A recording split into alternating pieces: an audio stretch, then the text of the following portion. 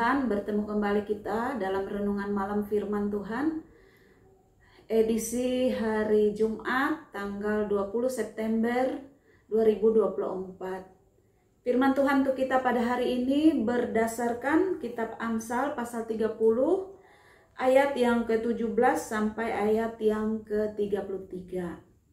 Saya akan membacakan salah satu ayat, selebihnya silahkan Bapak Ibu Saudara-saudara membaca di tempatnya masing-masing. Saya membaca dalam ayat yang ke-32 yang berbunyi demikian.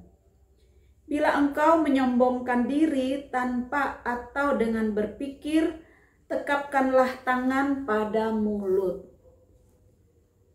Saudara yang dikasih dalam Tuhan, firman Tuhan pada hari ini adalah tulisan atau karangan dari seorang yang bernama Agur bin Yake. Sebagaimana judul perikop perkataan-perkataan Agur bin Yake. Dalam perkataan-perkataan Agur bin Yake ini ada begitu banyak hal yang disinggung, yang disampaikan, yang diangkat dari kehidupan sehari-hari, yang kiranya bisa menjadi suatu pembelajaran bagi orang percaya. Sehingga kita bisa bijaksana dalam menyikapi berbagai hal dalam hidup ini. Sesuai bacaan hari ini, ada beberapa hal yang menjadi peringatan, petunjuk, atau pembelajaran iman bagi kita. Antara lain yang pertama, peringatan untuk menghormati dan menghargai orang tua. Pelanggaran terhadap hal ini bisa begitu serius dan fatal. Dalam ayat yang ke-17 mengatakan, mata yang mengolok-olok ayah dan enggan mendengarkan ibu akan dipatuk gagak lembah dan dimakan anak raja wali. Saudara, apa arti ungkapan ini? Arti ungkapan ini adalah pendurhakaan terhadap orang tua dapat mengakibatkan kematian dan penghinaan lebih lanjut dengan tidak dikuburkan dan mayatnya akan dimakan burung. Sehingga dikatakan tadi, mata yang mengolok-olok ayah dan enggan mendengarkan ibu akan dipatuk gagak lembah dan dimakan anak raja wali. Ini mengingatkan kita kembali untuk menghormati dan menghargai orang tua.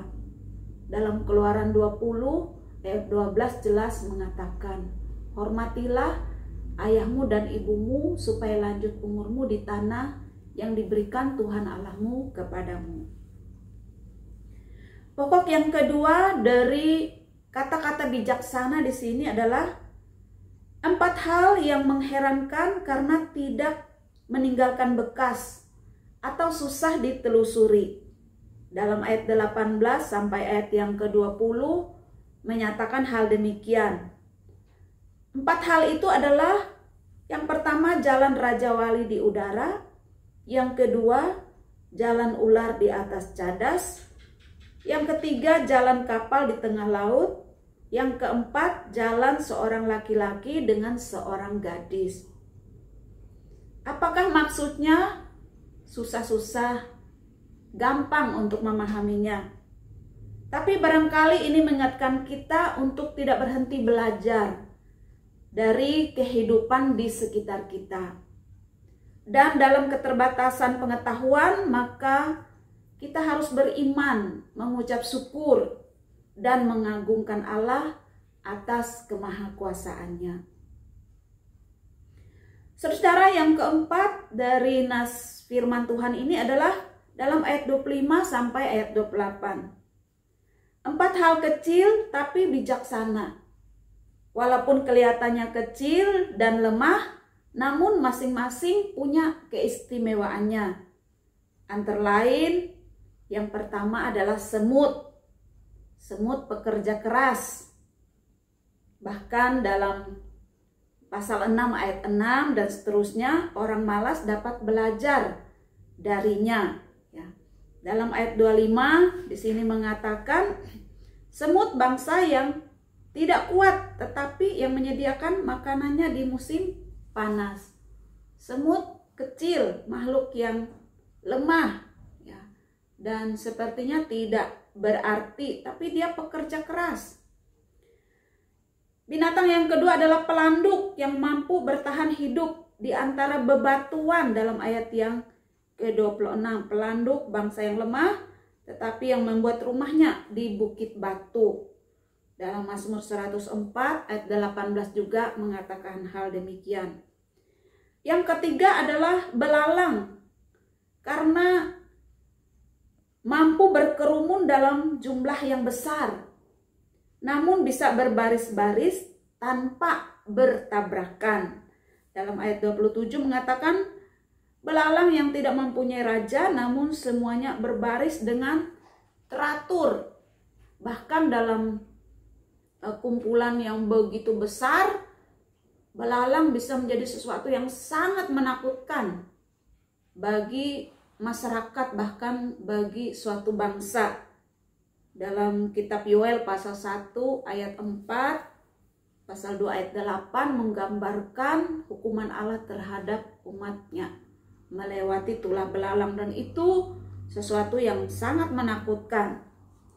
Kemudian yang keempat adalah cicak yang mampu memasuki istana raja walau dijaga. Saudara yang dikasih dalam Tuhan, jadi binatang-binatang ini kecil, lemah, tidak berarti, tapi ternyata mereka memiliki sesuatu keistimewaan yang luar biasa. Keistimewaan mereka tidak kalah dengan binatang-binatang yang gagah seperti singa, ayam jantan, kambing jantan, bahkan juga keagungan raja yang berjalan di depan rakyat. Kalau kita bandingkan dalam ayat yang ke-29 sampai 31. Saudara yang dikasih dalam Tuhan, beberapa hal di atas memberikan peringatan dan pembelajaran iman bagi kita, bagi setiap orang percaya. Pertama-tama, peringatan dan pembelajaran iman tentang kemahakuasaan Allah yang mengatur segala sesuatunya. Yang kedua, mengingatkan kita untuk menghormati dan menghargai struktur atau hierarki yang telah diatur oleh Allah. Salah satu contohnya tadi adalah bagaimana menghormati orang tua. Pelanggaran terhadap itu akan berakibat sangat serius dan fatal. Yang lainnya juga adalah mengingatkan kita untuk menghargai hal-hal yang kecil dan lemah di sekitar kita. Karena masing-masing ternyata semua ada keistimewaannya. Bahkan ini tidak hanya berbicara tentang binatang atau hewan, termasuk juga mengingatkan kita bagaimana menghargai orang-orang atau sesama di sekitar kita yang walaupun kelihatannya lemah, tidak berarti, tapi mereka juga patut dihargai, dihormati. Lebih-lebih kalau mereka bagian dari orang percaya.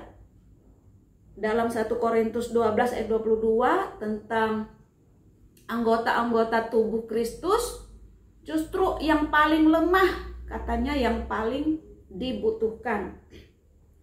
Saudara yang dikasih dalam Tuhan, dengan demikian itu semua mengingatkan kita juga untuk selalu, selain menghargai segala sesuatu di sekitar kita, entah makhluk hidup, entah sesama, selain juga menghormati hierarki atau struktur yang sudah diatur oleh Allah sedemikian rupa, selain juga bagaimana percaya dan mengagungkan kekuasaan Allah, yang terakhir mengingatkan kita bersama untuk selalu rendah hati. Dalam ayat yang ke-32 yang saya bacakan di awal tadi mengatakan, jika ada sesuatu kesombongan dalam diri kita, hendaklah kita segera untuk merendahkan hati kita, merendahkan diri kita. Karena ternyata di hadapan Tuhan, ya, apalah kita, walaupun kita punya keistimewaan, yang lain pun pasti punya keistimewaan. Ya. Bila engkau menyombongkan diri tanpa atau dengan berpikir, tekapkanlah tangan pada mulut. Segeralah untuk menyadari diri ya, bahwa kita adalah ciptaan Tuhan.